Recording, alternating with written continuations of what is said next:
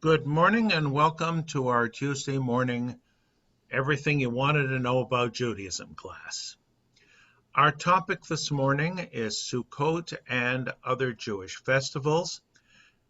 I want to begin by asking a question. When is Sukkot? Put your calendars away. I'm not asking about what day of the month, but relative to other days.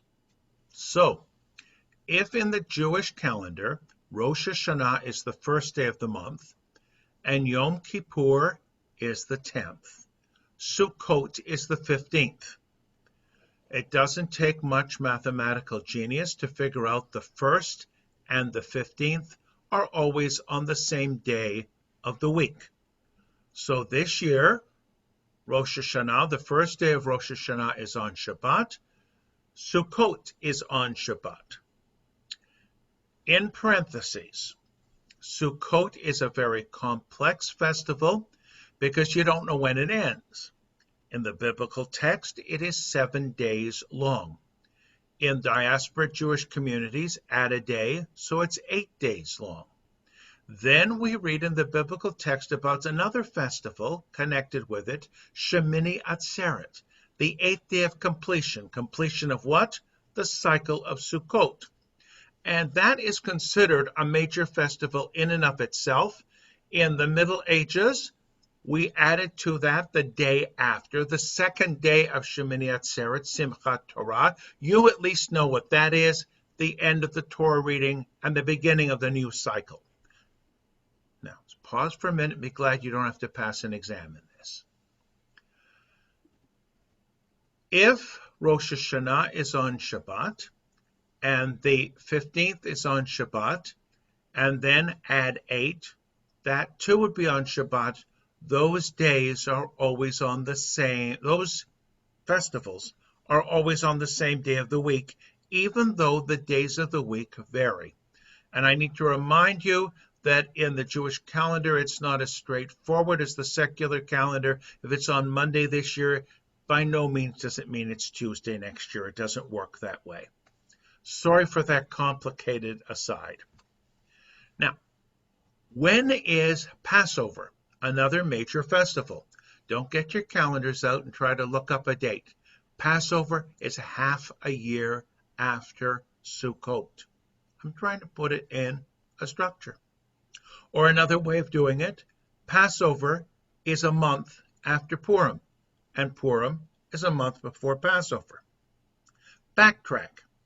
If Sukkot is on the 15th of the month, you could legitimately conclude it's in the middle of the month.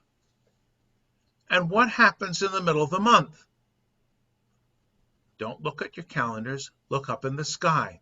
So on Sukkot this year, expect something like a full moon.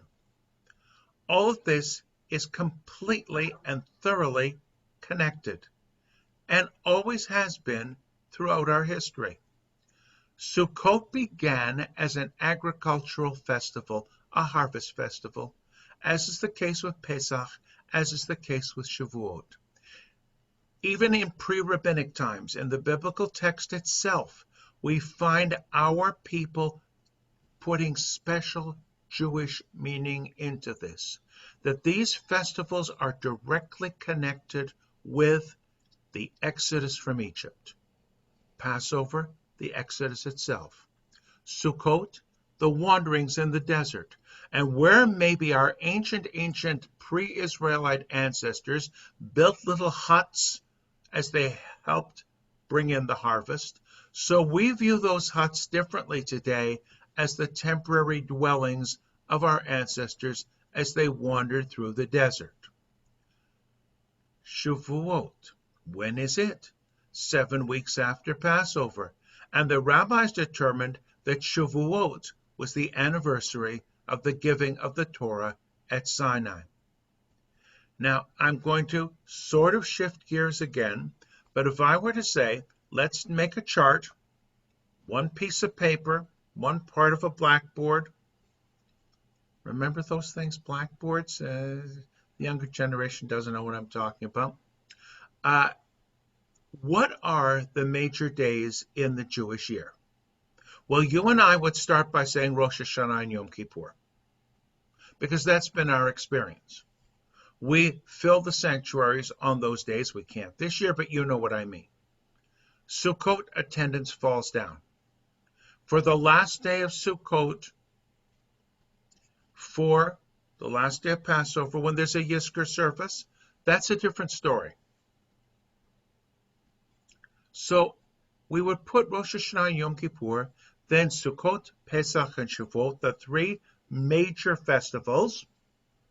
I might want to be a troublemaker and put them before Rosh Hashanah and Yom Kippur. And after that, everything else. And everything else means those days on which it doesn't matter if you work or not. There aren't the prohibitions. And I'm thinking about Purim and Hanukkah. I've left something out. We tend, even in the Reformed Jewish practice, when we do the Kiddush in the service on Friday night, to do it in Hebrew. I've occasionally added also an English translation.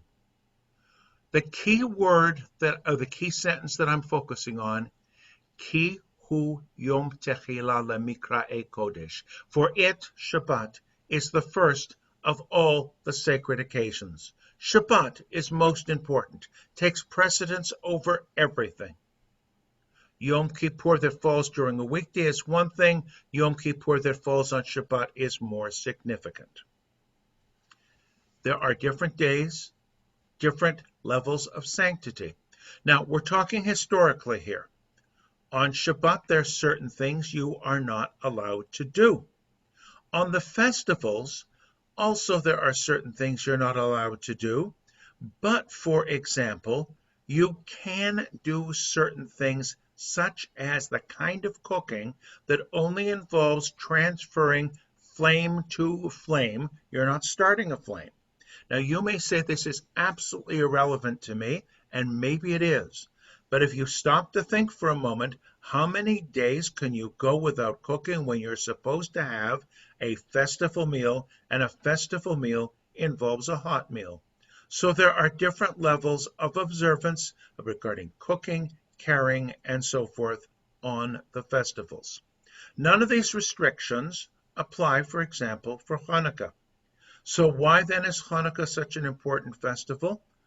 Well, we try to make it into one, and even though every rabbi says we make too much of a fuss of it, we are competing with something else at that time of the year. We remember, of the three festivals, which won the most? Passover, because there's a major home ritual, the Seder. There isn't such a major ritual for Sukkot. Yes, you're supposed to build a sukkah. And for Shavuot, nothing comparable at all. People need to see things, taste things, and smell things. Let me pause for a moment and talk about the sukkah. Sukkah is singular, the hut. The Sukkot, plural. We can't really have one at the temple this year. If we were to put ours together, above and beyond all the logistical issues of finding healthy people to help build it and all of that, once we got inside, there wouldn't be any social distancing. It would go against all CDC requirements and so forth. So my approach has been, I'm inviting you to join us, our family, at our virtual sukkah at our lanai at our house. Now, we could sort of jazz things up and put some canvas, I guess, around and have some walls and have some shchach, which is sort of the branches on the top where you have to be able to see the stars. Depending on where you live, by the way, if it could be raining, it could not be raining. Some people feel the obligation is just to eat something in the sukkah. Some people feel the obligation is to sleep in the sukkah, go the whole way. Now, we can't do that this year, but we're going to do our best. At the same time, we are going to take the lulav and the etrog, and this is again picking up an ancient custom and keeping it alive, and let us be fascinated by it. I know a few generations ago, and maybe not that long ago in some congregations, it was the practice to have a sukkah in the sanctuary. In my opinion, again, I'm sharing, I remember these things. It was a contradiction in terms. It's better to do it outside, unless, of course, it's not safe. If you're in a neighborhood where you're asking for it to be ripped down, I've dealt with issues like that too. We need to sort of return to nature. And having a meal in a sukkah, and we've all eaten outside. We go to picnics, we go to receptions outside all the time. Even to sleep outside. And if we're not doing it literally, so much of our social action thrust in the Jewish religion at this time forces us to think of those people who don't have a place to live or who don't have decent housing. And in this year in particular, especially this year, those who are threatened by losing their homes because they can't pay their mortgages, those who are threatened by evictions because they can't pay their rent, these are absolute concerns. We are not just reviewing what happened in ancient history, we do all of that, but we also try to relate it to our concerns of our present day. One more big point, and then maybe we can open this up for discussion. Listen to the way people talk. If somebody says, oh, we're really a Jewish family, we do all the Jewish stuff and so forth. The Jewish stuff, they often say, oh, we observe all the holidays. Well, what do you mean by all the holidays? And did you forget Sukkot and did you forget Shavuot? Or is it just a matter of doing the holidays? So much of our ethnic religious identity, and the same can be said for other groups too. We always observe Christmas, we always observe Easter, whatever observe means. So much is tied up that way. I heard over the decades people say, I don't want to go to a Christmas dinner. Well, at one point, out of intellectual curiosity, I said to myself, I have to get myself invited to a Christmas dinner just to see what happens. And it was no different from a Thanksgiving dinner. And maybe on a different level without the theology and so forth, no different from a Rosh Hashanah dinner. Historically, if we wanted to say what defined us or what distinguished us, that's a better way of putting it, what would distinguish us as Jews was less Sukkot, which is just 1 week a year, and Shabbat, which is 1 day a week. I'm not saying we're going to do this. I'm looking at this historically. That we Jews stood out because we did not work on Shabbat. Here I'm understanding Shabbat as a day when you don't work. Here I am talking to a bunch of people who are retired. That's another story. But you know what I'm saying. That Shabbat is more than just lighting candles, more than just going to services. I used to pose this question and still do. I did it to religious school kids. Tell me something about Shabbat, but I don't want to hear a word about Shabbat candles or Kiddush or going to services. And the answer is you don't work. So Sukkot is part of our sacred calendar, but so is Shabbat, and it sort of structures our lives in a way. On Shabbat, we remember that we are not creators, but we're creatures. We remember that the creator of the universe created us. And as God rested on the seventh day, and whether you believe this literally, figuratively, or not at all, so it's not a bad idea for some of us to rest on the seventh day also. We are now going to open this up for, how shall I say, free and open discussion and questions. Thanks for